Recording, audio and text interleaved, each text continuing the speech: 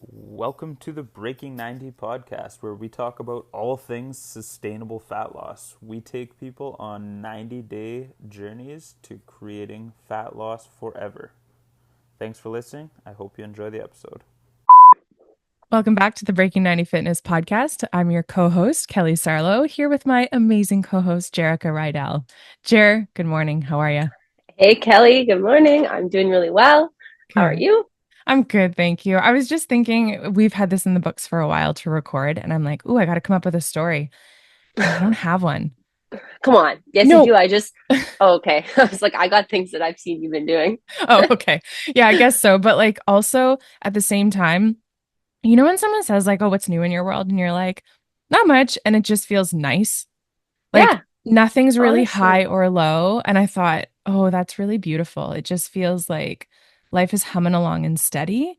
That feels nice. That's awesome. That's Yeah. exciting for you. It's not so like some seasons you're like, oh, that's it's just kind of crazy and I got this, and this, but you Yeah. seem just to be chipping away and that's awesome.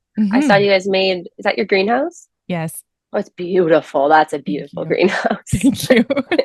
Yeah, she found a pattern that she really loved and she's handy. So I got to learn all kinds of stuff. And So cool. I was yeah, we like, got to they can live in that thing.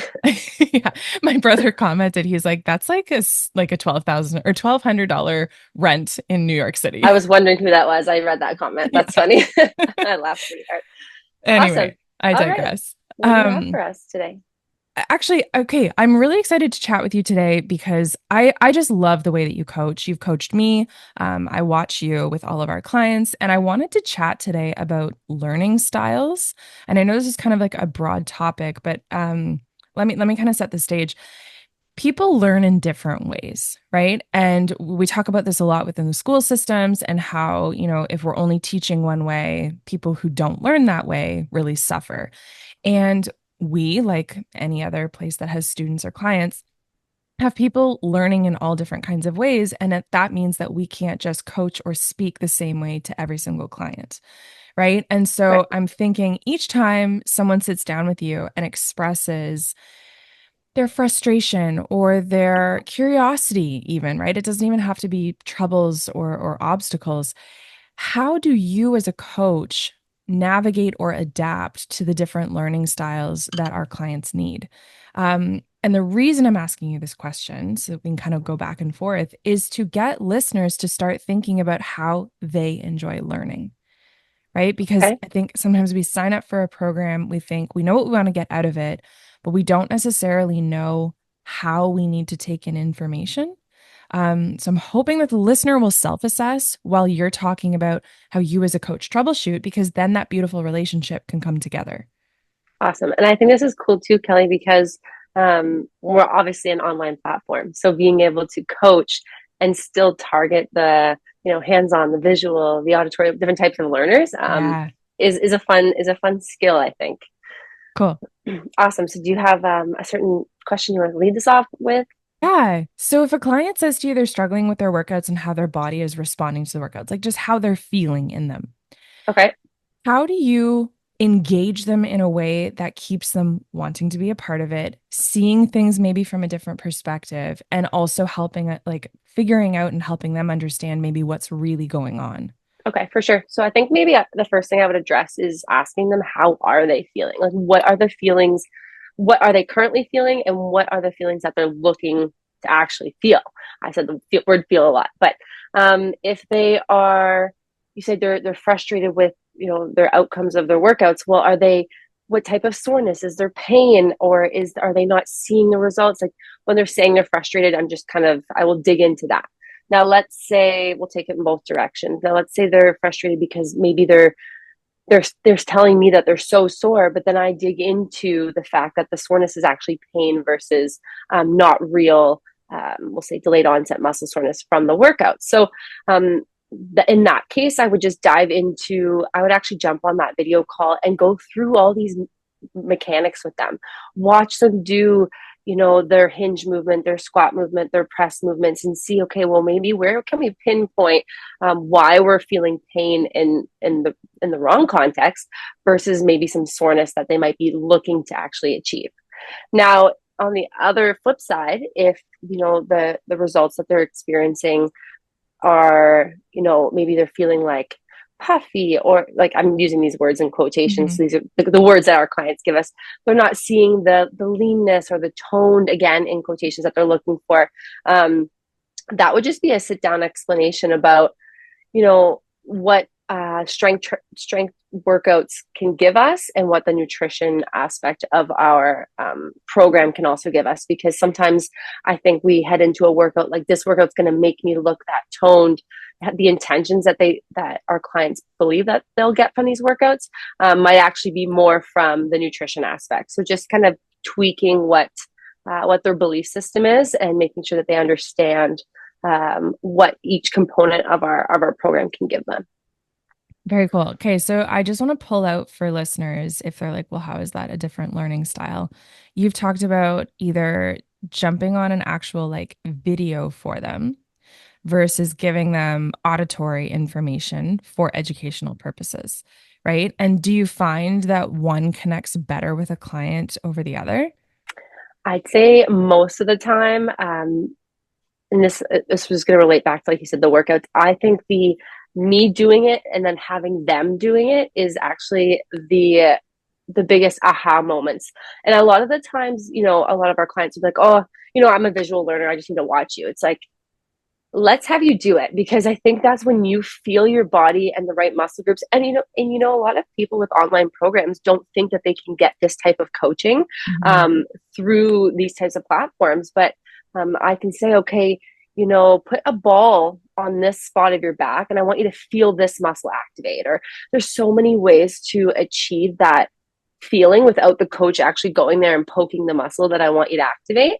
And I think it's actually almost more beneficial, because it's forcing you to not rely on another person there to specifically put you in those positions, rather than to teach your body the proper movement patterns.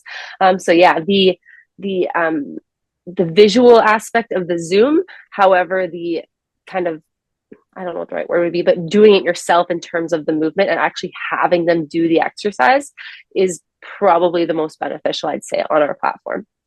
Very cool. Okay. It's so fun to coach. Sorry, we used to do Zoom workouts with our client, like with our group, just like so fun. Once a month, we do like a movement call, and I'd have everyone do a workout, surprise them, and that was the most fun, because I got to see the way all of our clients moved, because oftentimes they're just doing my workouts or our workouts, and they just check that they did it for the day. So I don't actually know what everyone gets to. So it's fun to see everyone's different movement patterns.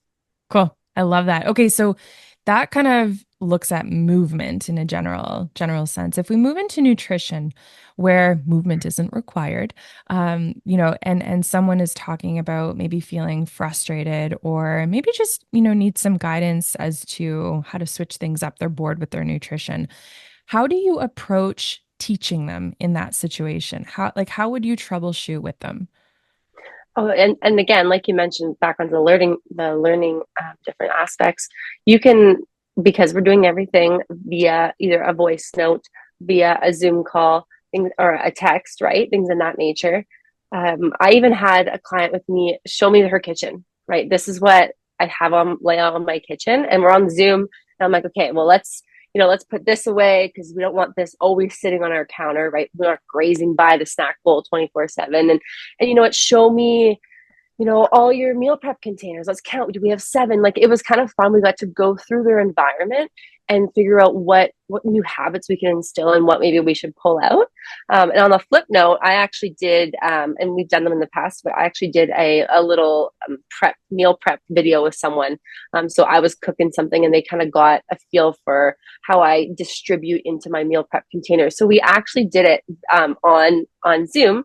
Now, on the other aspect, so that's more like visual and hands-on, but we can just teach, right? And teaching someone, they can be watching me. I can have my whiteboard here. I could be showing, because sometimes we talk a lot about numbers, and we try to explain to clients, a pound of fat is roughly 3,500, and we can explain this I can just talk about it, or I can kind of show the numbers because someone might be more into the math and they want to see, okay, this is what makes sense, or this is how my points add up.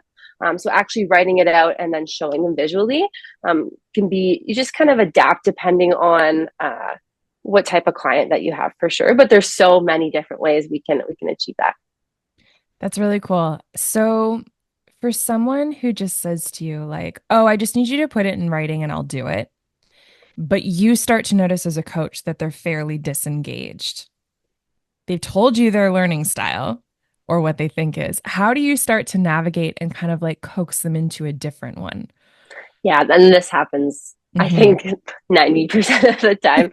I think what's important is having these types of Zoom calls, but incorporating all aspects. So that's really what I try to focus on. And because I don't always get to know them right off the hop because I might not be doing the enrollment call and the initial calls that get them into the program, right? So I might not know their specific or what they told me is true. So I try to incorporate all types in the main call so that they can have the aha moments.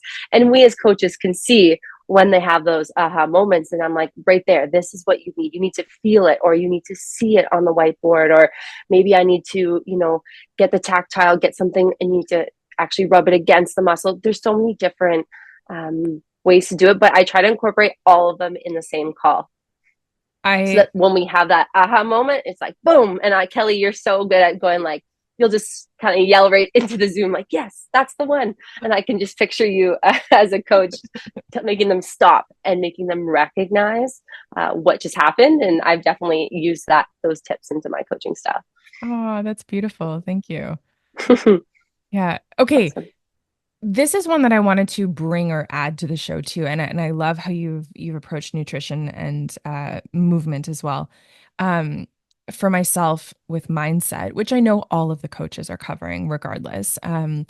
One of the things I've come across is when we have to call people out, right, on their own behavior, which is why people come anyway. They want accountability. They know they're going to hit a wall of their own mindset.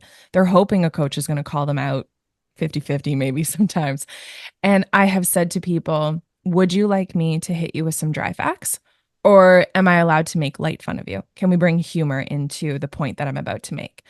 And there's a temperature check or a little gauge there to ask them, what are you open to? Where's your mood at? Where's your mindset at in terms of openness so that you can hear the information that you need, right?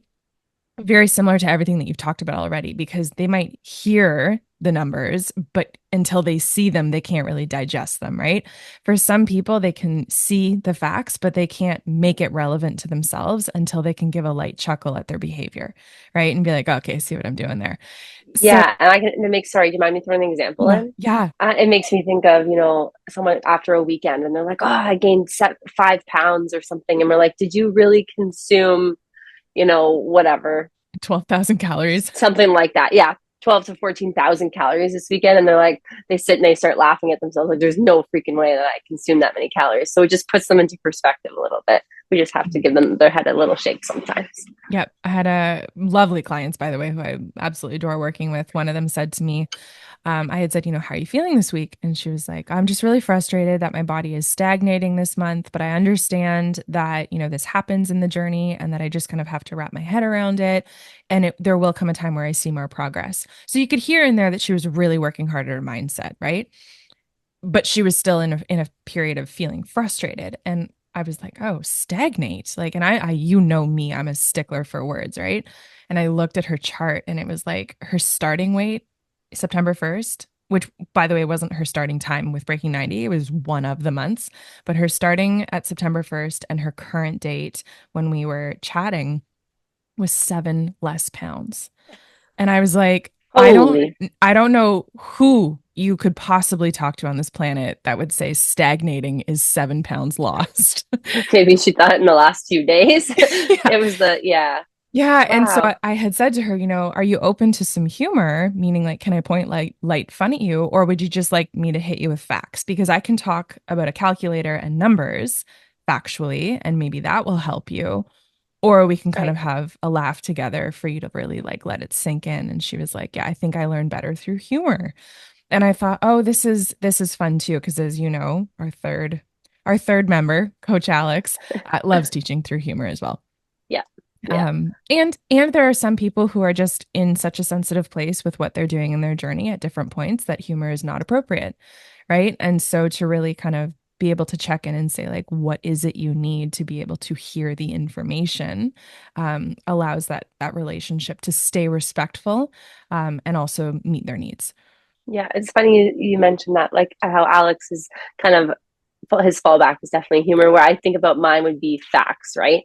And it's not that all three of us, we all can pull out whatever we need to, but Mhm. I think about a recent situation where, similar to what you said, but I pulled up the calendar and was like, I showed them every single day of the calendar, and were we 80% on this week, 80%, and we just pulled out, and it was just like, okay, if I break it down, if I see it in like a zoomed out portion, it just shows people different ways that they can look at their progress. And like you mentioned, you pulled up the weights that month. So yeah, Mhm. I just made me think of our teaching styles. Hmm. Yeah, I love that. We were chatting the other day too on a podcast about what I call eagle and mouse perspective, meaning like the mouse is the day-to-day details, right? All they can see is what's right in front of them because they're so small and in it. And then you zoom out, like you said, and you get this eagle perspective, which is the big picture.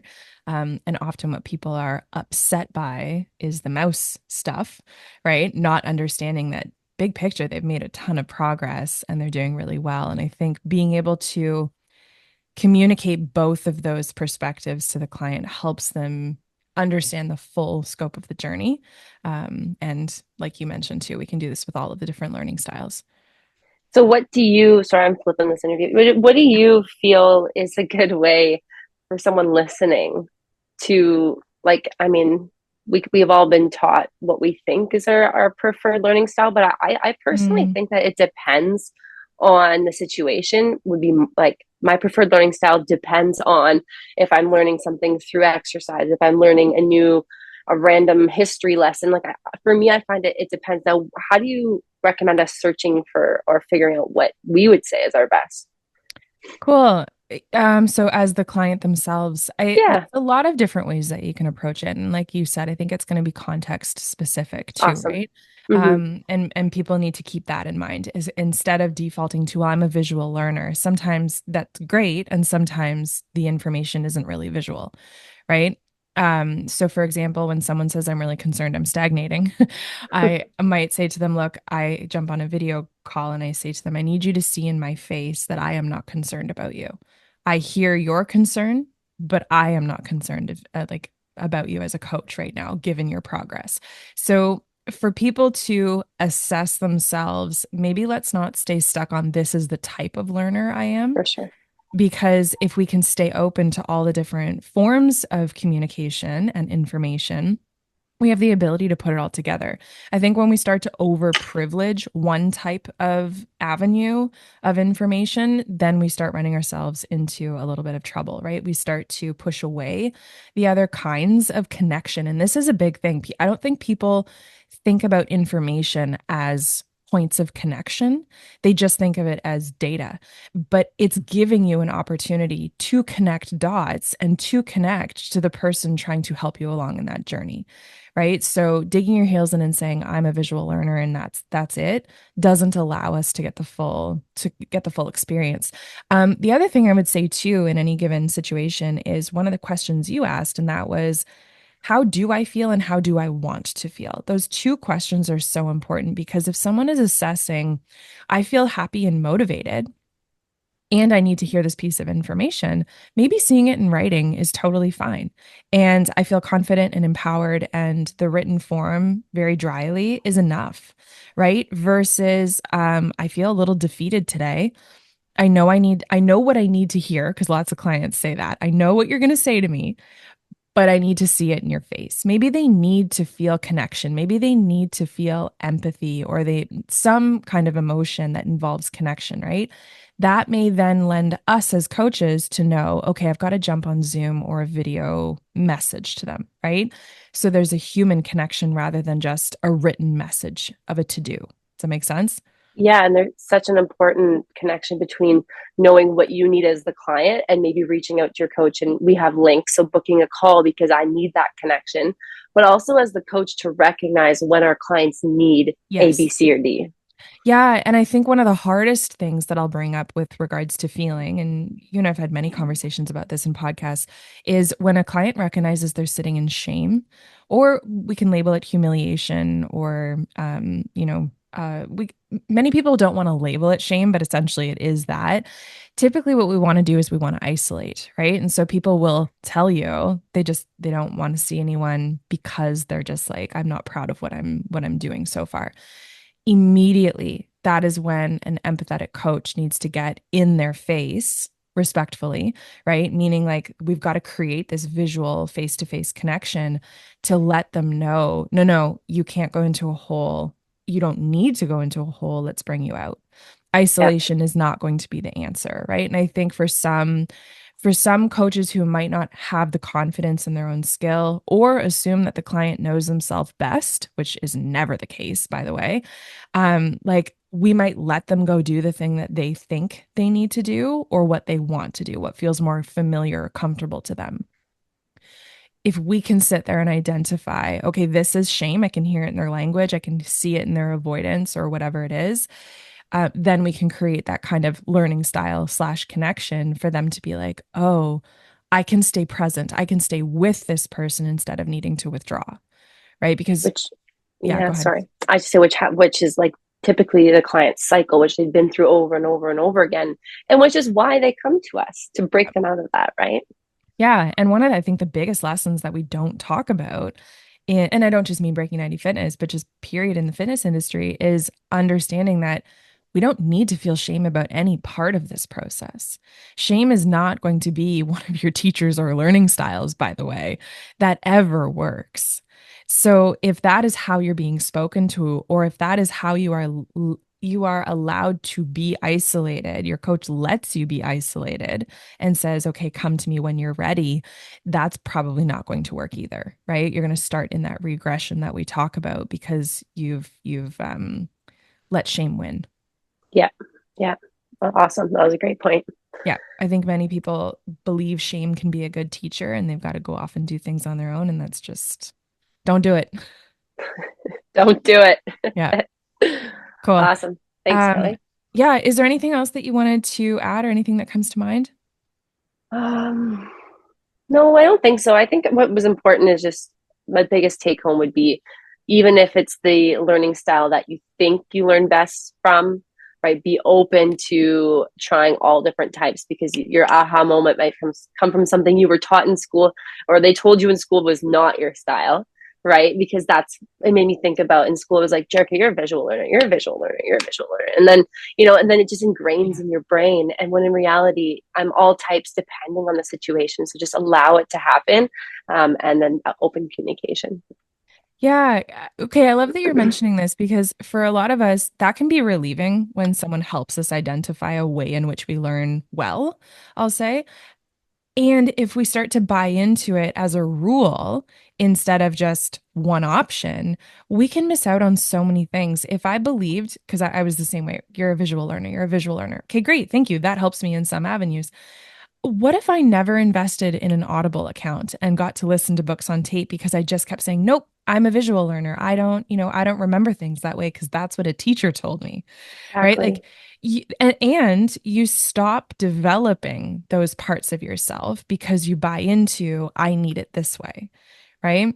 So I think hopefully what people can take away from this is so many different ways that they can continue to grow and be supported in their growth too.